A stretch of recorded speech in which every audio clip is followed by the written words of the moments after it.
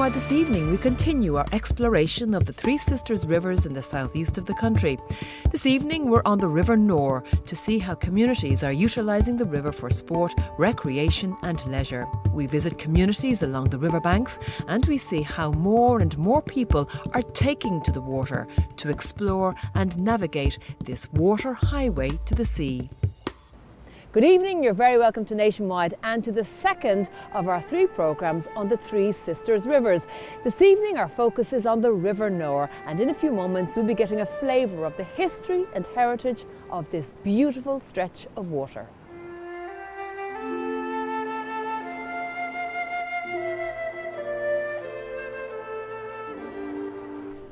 We'll take a boat trip on the river in the medieval city that it passes through. We'll see how the river once powered the mills along its banks, and we'll meet the community who literally rebuilt their connection to the River Nore. But we start our journey in County Laois with local man Michael G. Phelan. Michael, here we are on the banks of the River Nore in Thomastown in County Laois. But where does the river actually rise? Where does it originate? The River Nore has a source in the Devil's Bit Mountain, which is in County Tipperary.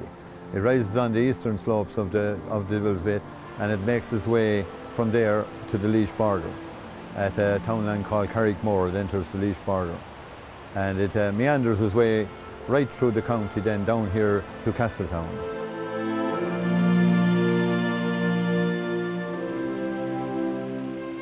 The river, I'd say, going through Laois, it's approximately 36 kilometres of river runs through Laois, from one border to the other, from Tipperary border to the Kilkenny border.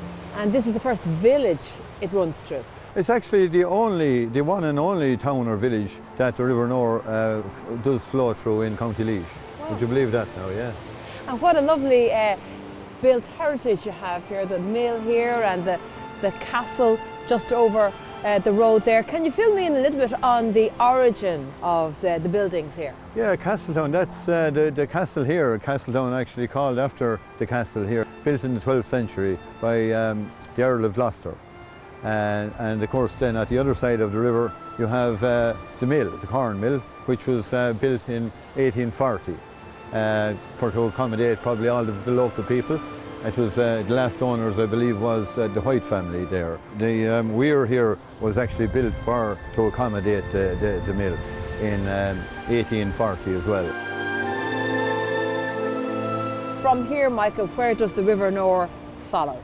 Well, the River Nore, as you can see, it makes its way under the Six Arch 17th century bridge here, meanders again through the county, through several bridges to meet the Abbeyleix Rathdowney Road, where it enters the grounds of the Abbeyleix estate, and from there it continues by Dunmore Bridge and down to Tallyho Bridge, which is the last bridge on the River Nore before it enters the county of Kilkenny.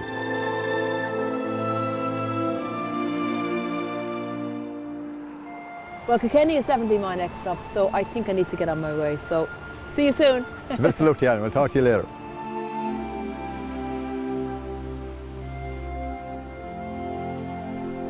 As the River Nore leaves County Laois and enters Kilkenny, it passes through the town of Ballyragget and on to Kilkenny City, where I'm told you can take a boat trip with stunning views.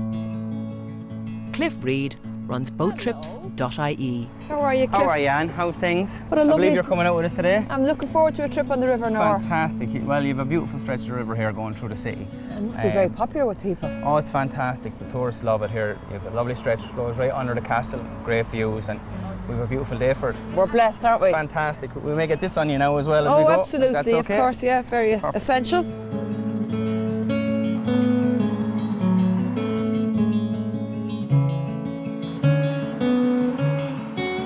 Well, guys, you're on the River Nore here.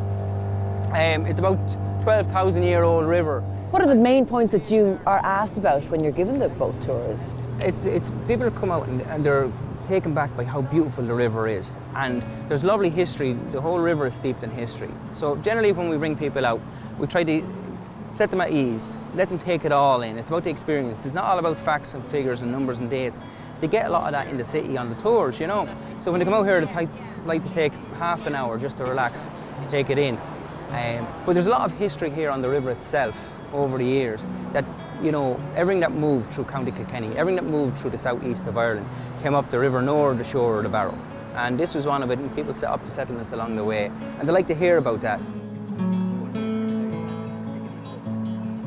What's really striking and beautiful, Cliff, is that the nature is so pristine here, and we're right in the middle of Kilkenny City. We're right in the city, Anne, and I came down here just at sunrise this morning, and there was a beautiful big otter sitting on that weir, running along. It was fantastic. It's so clean and so well taken care of here, and the local canoeing club, the local dragon boat club, the local fishermen, they all play a part, and the tidy towns and the county council have to be commended for how clean they keep the river. You look around you, there's not a spot of litter on any of the river here. It's so well kept. And because they allow this greenery to grow and they don't cut back the trees, wildlife thrives. You're in the heart of a city here, and it's not uncommon to see kingfishers whizzing up and down, otters playing in the river. I mean, looking here, it is possibly the real picture moment for a lot of your visitors. How do they respond to it, Cliff? It's breathtaking for them. They're blown away by it. This is where they sit and they all get the selfies. Seem to park up for a while, have That's you? exactly it. I take most of the photographs for them myself, but you'll see them and they'll have the Instagram, I think, is the big one now. But these photographs of Kilkenny are going all over the world, and you can see it's picturesque. And not only do you have the beautiful architecture of the historic Kilkenny Castle, I mean, the architecture of a couple of the bridges here is really beautiful as well. A little bit of a hidden gem, really. It definitely is. So Green's Bridge at the top of the town where we go up, Green's Bridge is a very interesting bridge. It was based on an Italian design. If you're out in Rimini in Italy, you'll actually find the same bridge. Back here in 1763, there was a big flood came down along the River Nore, and it knocked down all the bridges, bar 2 bridges on the whole system. Everywhere was wiped out. And Green's Bridge, or the original Green's Bridge, collapsed. And as it was collapsing, the local people here in Kilkenny came down to watch it fall, and they're here in the centre of the town on John's Bridge, and they're standing watching Green's Bridge fall. Oh my God. And of course this bridge collapses, kills 13 and a little dog. 13 people and a little dog were killed in it. So they had to rebuild the 2 bridges over time. And then the modern structure here, so this bridge here well known to so many people? Yeah, so this bridge was built around 1910, and at the time it was a unique bridge in that it was a single span poured concrete bridge, which was very unique for its time. And when they built it, they tested it by putting everyone they could get standing on the bridge, and any machinery they had or any animals they had, to put them standing on the bridge to see would it collapse. Oh my goodness. So a unique way of carrying out structural tests. But it was sound. It was sound, and it's still standing here today, and you have trucks and lorries and all kinds of vehicles still going over it.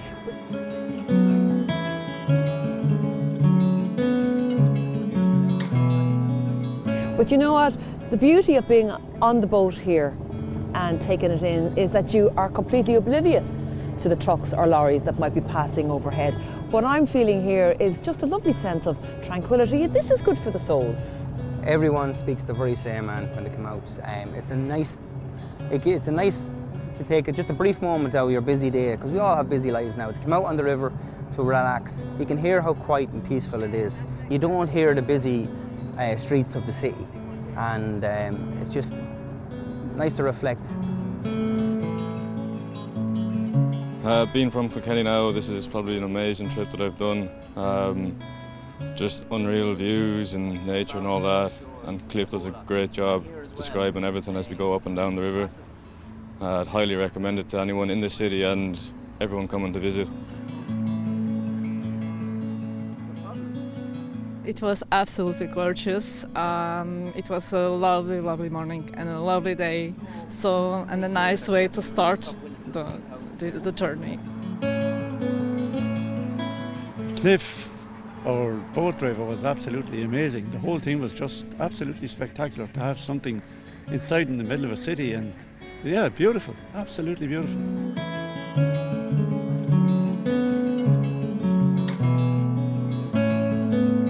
That was absolutely lovely, Cliff. I really enjoyed it. Now, what's the next stop downriver? So flowing downriver, the next town is Bennett's Bridge. Lovely little town altogether. All right. And as luck would have it, that is my next stop. Fantastic.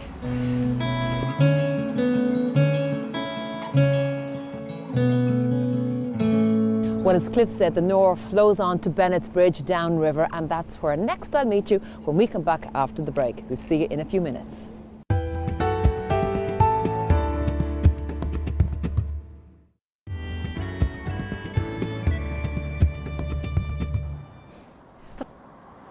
You're welcome back to Nationwide and to the village of Bennett's Bridge on the banks of the River Nore. See that building over there? That's where I'm headed. That building is the Little Mill Company, which is run by Rob Moss. Hello, Rob. Hi, Anne. Nice to meet you. Nice to meet Welcome you. to the Little Mill. Yeah, I'm delighted to be here. In fact, I Lovely have to have never you. been here before. It's hard not to be sort of overwhelmed slightly by the beauty of the River Nore, but of course this is the setting for your mill, the Little Mill. That's right, in a beautiful setting that is. Tell me a little bit about the origin of the Little Mill and your connection with Bennett's Bridge. Well, myself, my family have been here for 7 generations, but the building itself dates back to the 1500s. Originally as part of the Kilkenny Castle estate, the Ormond estate, and it was built first for flax production, which was used for the cotton industry. And since then it's had a checkered past. It's been an oat mill, it's been a maize mill, and then more recently we've converted into a wholemeal mill for flour.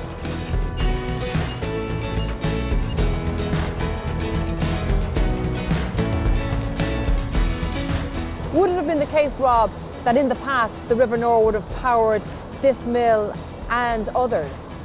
So originally the river powered just the Little Mill on this side, and then at a later date the weir was redeveloped to split the water in half, and so allowing an equal split to come down to the Little Mill and then also across to the big mill, which is now Nicholas Moss Pottery. But that's over there, right? So I mean, I suppose it's evidence that the river was so powerful and had such a push.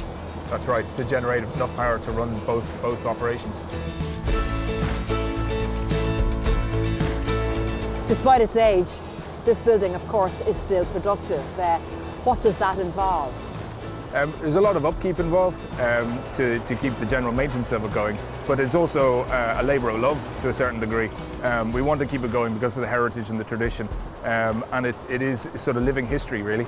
There's 2 real types of milling. One is roller milling, which is steel rolls and that the grains pass through. And then the more old-fashioned is stone on stone, so it's a crushing and a grinding process. So we still do the mill stones, so we crush and grind the grains, and we could go through 4 different sets of millstones. But it's a really gradual reduction, so if you can imagine a wheat berry, it goes through and it slowly gets ground down and ground down and ground down further and further until you end up with a fine meal flour. And what's lovely about that is we're all conscious about health and wholesomeness, but it's still a whole grain product, so there's nothing added, there's nothing taken away, it's just straight wheat that's used for Irish soda bread.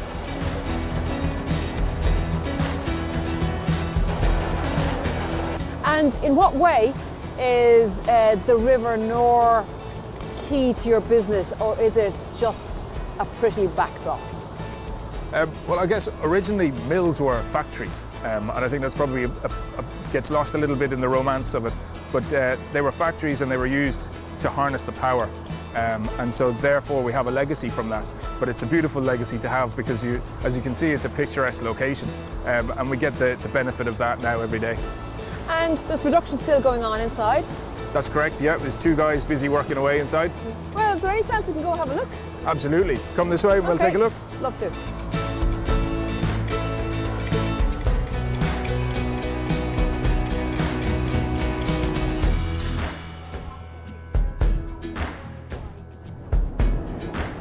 So I guess what I'm sensing from here, Rob, is despite the modernisation up here, this really is a traditional method at play.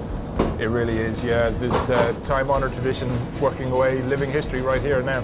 And producing a product that is as traditional as it gets in terms of an ingredient to make bread. Well, at the heart of it is it's a stone ground wholemeal, really for Irish soda bread, so it is our national bread.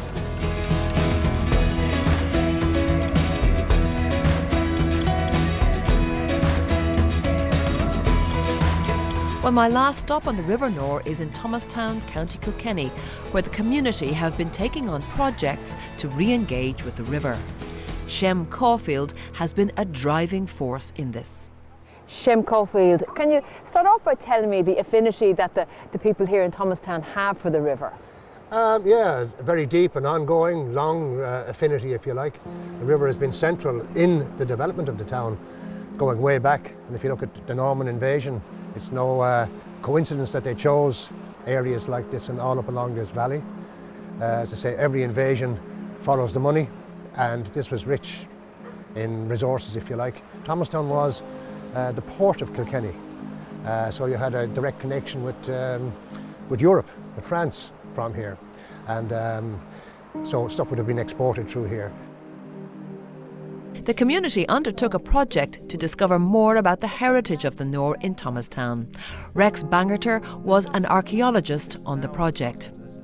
Thomastown Community River Trust was very keen to engage the community in the heritage of Thomastown, and they commissioned an industrial heritage project which we undertook in 2010 in the summer of, and that looked at the intra and extra riverine archaeology and industrial heritage that's present. Mainly focused on milling activity, both the physical mills on the riverbanks, but also the weir structures, the mill races and the tail races associated with it. Well, it's strategically important, Thomastown, to Kilkenny, because it's the furthest upriver that you're navigable on the River Nore. So just down the way you have the quays in Thomastown, where boats would take goods, transport goods upriver and downriver from New Ross. So very important from that point of view to Kilkenny City, and also with the ideal conditions here on the river for milling activity. It was flourishing from flour mills and textile mills. Across the whole stretch of the River Nore there was 30 plus mills in the 19th century.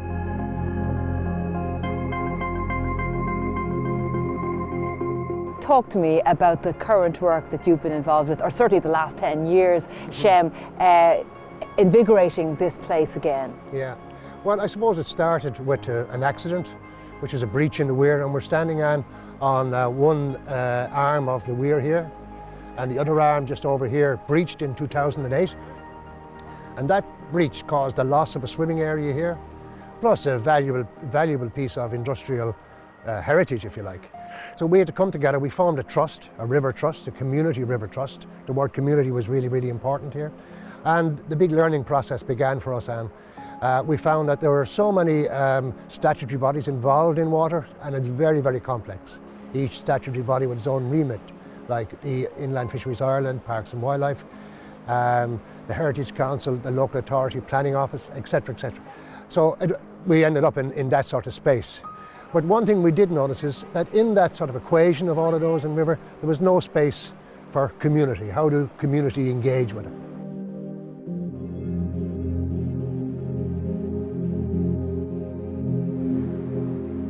We spent, I suppose, 6 or 7 years developing those relationships, running activities, fundraising, etc., and developing those relationships with statutory bodies, of developing trust, which is critical in all of these sort of stuff, and trying to find a space for everybody to come out into to play with an idea. And this is the idea. Unfortunately, you can't see it. Most of it is underwater today, but it's a pool. It's divided, it's naturally fed from the river. The pool itself is divided into 3 areas: a place for kiddies to swim, then boys and girls learning to swim, and then we have a 50-metre, well, I call it an Olympic-sized swimming pool. It's 50 metres long, 1.8 metres deep, and it's used, as you can see today, by a whole range of organisations and by boys and girls, mammies and daddies, uncles and aunts.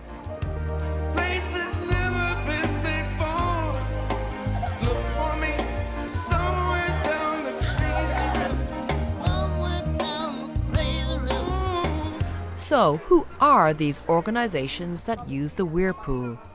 Anne McInerney is with Water Safety Ireland. Well, first of all, Water Safety is a statutory body. We're established to promote swimming and life-saving, and obviously the river plays a major part in that. This section of the river here, where we teach every summer, it doesn't look very safe now, but in the summer months it is extremely safe. Part of our other role in water safety, of course, is we're responsible for the training of our lifeguards, and they complete a very intensive 3-month programme when they're finished their general water safety training, and they work here. The County Council employs them, and they're able to work here in this area here, which is fabulous during the summer.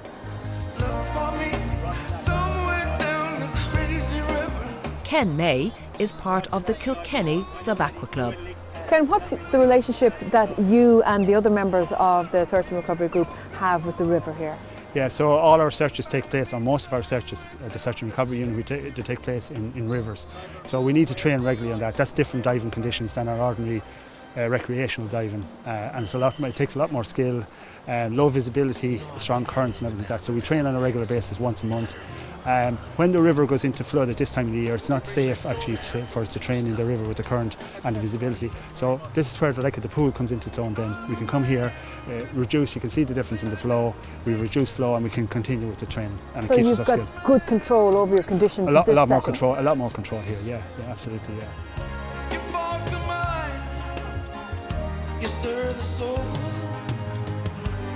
We see this as an educational space, really, and want to develop that and have developed it. We've run numerous courses, engaged with the primary schools, secondary schools and with the public. We have great cooperation, I have to say, with IFI, Inland Fisheries Ireland, Parks and Wildlife, the Heritage Council, a whole range of different organisations where we do stuff with kids here in relation to environmental issues, ecology, that sort of stuff.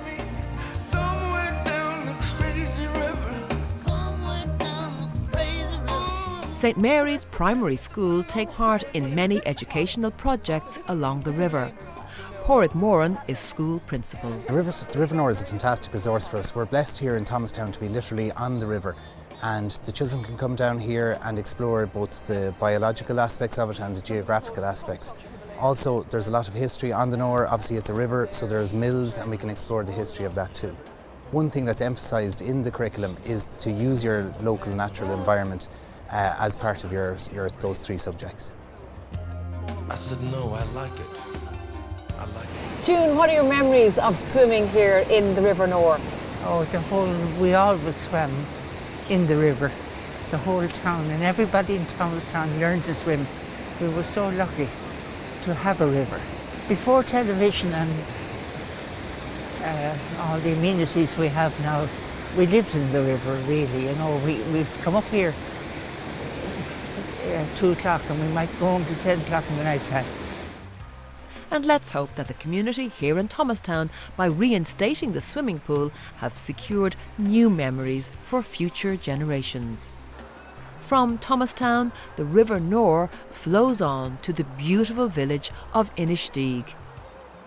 Well, as we come to the end of this evening's programme, we leave you as the River Nore heads towards New Ross to meet its sister, the River Barrow. And I hope in this programme we've given you a flavour of what the Nore has to offer. So why not get out and experience it for yourselves. We're back again on Friday when we will be exploring the third of our sisters, the River Suir.